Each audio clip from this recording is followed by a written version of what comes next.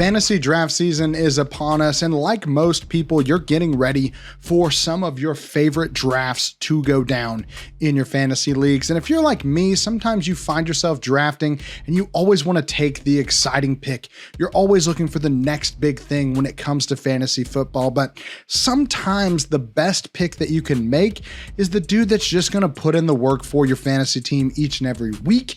And so I've got 4 guys that I think are overlooked right now in the fantasy community, maybe just because they're a little stale, maybe because they're just not very sexy from a fantasy pick perspective. But here's 4 dudes that I think are overlooked that could be absolute studs for your fantasy team. All right, when we're talking about overlooked superstars in fantasy, there's one guy that really sticks out to me, and that's quarterback Jared Goff. Now, I think we can all admit that Jared Goff is probably the least sexy starting quarterback option that would be considered elite from a fantasy perspective. He's been inside the top 10 for each of the last 2 seasons, but there's not really any reason not to love Jared Goff in fantasy this season. His entire offense is returning behind one of the best offensive lines in football, and the team's invested in the defense, which should give him more opportunities to score fantasy points this year. But let's just talk about some of the stats that Jared Goff has put up since he was traded to the Lions. Now, for the sake of argument, these stats aren't really all-encompassing, but it is important to note that Jared Goff, since he was traded, has led the Detroit Lions to the 3rd best points scored per drive in the NFL, more than Kansas City, more than Philadelphia, more than Buffalo. 3 offenses that I think a lot of people believe are the best in the NFL. Now, he's 4th in total passing yards in that time period, behind only Pat Mahomes, Josh Allen, and Justin Herbert. He's top 10 in yards per game since 2021 and touchdowns for quarterbacks, while also being inside the top 10 for fewest interceptions thrown and sacks taken. So basically all he's doing is protecting the ball, throwing a ton of touchdowns, and scoring a ton of fantasy points on one of the best offenses in the NFL. So why is he going as the QB 15 in drafts right now?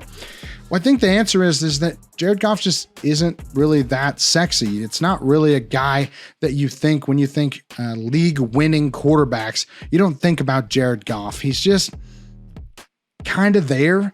He's just a very basic quarterback, and admittedly he is kind of a tree stump when it comes to dropping back. He doesn't give you a lot of rushing upside, which we want to see in fantasy, but Jared Goff has been getting it done each of the last 2 seasons, and if you're willing to wait on quarterback, he is the guy that I am targeting above all others when it comes to fantasy points, because I just don't see how he doesn't produce above the QB 15 in drafts this season. Sometimes when we're drafting, I think guys get really stale from a fantasy perspective. Like I said at the beginning of the video, we're always looking for the next best thing. We're looking for the next guy to pop off for our fantasy teams, and sometimes veterans just kind of get pushed down the board because they're just not as great of fantasy options as they were in their prime. But that doesn't mean that these guys don't have value for your fantasy team. Think of running back Alvin Kamara when we're talking about guys that could still give you solid weeks at your running back position. Now, I feel like a lot of people are off of Alvin Kamara based on the fantasy playoff production last season. Despite those 2 dud games and starting the season with 3 straight did not plays due to injury, Alvin Kamara was still a highly competent running back in PPR formats, especially. Over 11 PPR points in 11 straight games from week 4 to week 15 last season, basically all the way up until the fantasy playoffs. Alvin Kamara was a locked-in RB1 or RB2 for your fantasy team. 4 games over 20 PPR points, so he had quite a bit of a ceiling, even though the Saints were basically a train wreck from an offensive perspective. But Kamara can still go. Last season, he was 10th in opportunity share, 9th in red zone touches among all running backs. He's still getting most of the work down by the goal line, which is what we're looking for from a touchdown variance perspective. And sure, his rushing efficiency has been taking a hit as he's gotten older, but he's still paced the entire league in terms of target shares among running backs. So he's still one of the best pass catchers in the game out of the backfield. the team really didn't bring in any new competition for Kamara, so I don't really see much of a reason to believe that he won't be able to return value as the RB16 right now in fantasy drafts. Now, typically in fantasy, when we see guys start producing at an elite level, they just continue to do that throughout their prime, and that's the case for this next guy. Now, 4 tight ends have finished inside the top 5 at the position each of the last 2 seasons. We got Travis Kelce, George Kittle, TJ Hawkinson, and Evan Ingram. Evan Ingram, that's right. The tight end 2 overall from last season is being drafted as the 8th tight end off the board, and in some drafts I'm seeing him fall even further than that. Now, what gives? Calvin Ridley is gone. They've replaced him with a rookie in Brian Thomas Jr. and a perennial underachiever in Gabe Davis. So I don't see any reason why Evan Ingram couldn't also be an elite target for Trevor Lawrence and this offense this season again. I know Christian Kirk is coming back, but Ingram still had an over 20% target share when Christian Kirk was on the field last season, so it's not like he can't eat if Kirk is there. Now, he finished last season as one of only 4 tight ends to average over 13 PPR points per game. After Kirk went down, though, that's when Evan Ingram really started to thrive. He operated as the team's #1 receiving option and led the league in PPR points per game at the tight end position with 19.5. That is an insane number when he was the elite #1 option for his team. So I don't see any reason why we couldn't see even more usage out of Evan Ingram this year. Yeah, the team's going to be splitting targets up a little bit more evenly. Hopefully he won't be a total target machine, but that doesn't mean he hasn't established his role in this offense. And I could easily see him being the 2nd best option on the team in terms of a receiving production this season. So if you do miss out on one of the top tight ends in the draft, just be looking for Evan Ingram in those middle rounds as a guy that should still produce at an elite level, even though you're not paying that elite price tag. All right, so the last guy up on this list is a little different from the first 3 guys. Those guys I thought were already studs that have proven themselves from a fantasy perspective that I think teams are just kind of tired of drafting. They're always looking for that next big thing.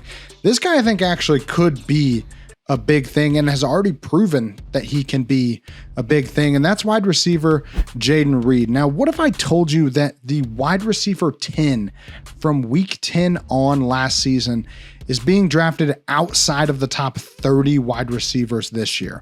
You would say that that's insane. There's no reason why a top 12 wide receiver the year before for half a season should be going outside the top 30 wide receivers, but that's the situation that we're in with Jaden Reed. Reed averaged 17.4 PPR points per game in that span from week 10 on.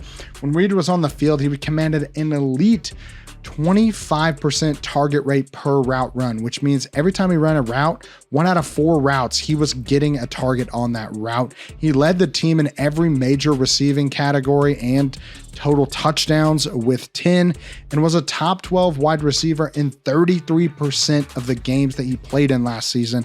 That's with a pretty subpar first 9 weeks. So as soon as he caught on, he was an elite option from a wide receiver perspective, and he's showing a little bit of promise as a runner as well. Averaged 10.8 yards per carry on limited rushing opportunities, had a couple rushing touchdowns. The team is using him in a very similar way to a Deebo Samuel usage that we see in San Francisco. Deebo Samuel going for nearly twice the price from a fantasy ADP perspective, though. But I'm willing to bet that that second half of the season with Jaden Reed was not a fluke. I think that he could be the #1 wide receiver on this offense for years to come. And if Jordan Love is now a top 8 quarterback in ADP, why is his most efficient and reliable wide receiver still being drafted as a wide receiver 4? Just doesn't really make much sense, but maybe you can tell me down in the comments below. All right, guys, that's all I got for you this week. Hopefully you enjoyed it. Leave me a comment down below. Give me one guy that you think is being overlooked in your fantasy drafts. If you agree, disagree with my takes, let me know in the comments. I love to have conversations with you guys. Make sure you like the video, subscribe to the channel if you haven't already. Those things are free and they help us out a ton. And if you want to, hit the little join button below this video, become an exclusive member of our Fantasy Headliner Nation Discord, where you can get a hold of me, Jake, Kyle, Taylor, Big Mac is in the Discord. So if you want to get a hold of us, that is the best way to do it throughout the fantasy season. We got all sorts of great things happening over there on the Discord. But that's all I got for you guys this week. Hopefully you enjoyed it, and we'll see you next time.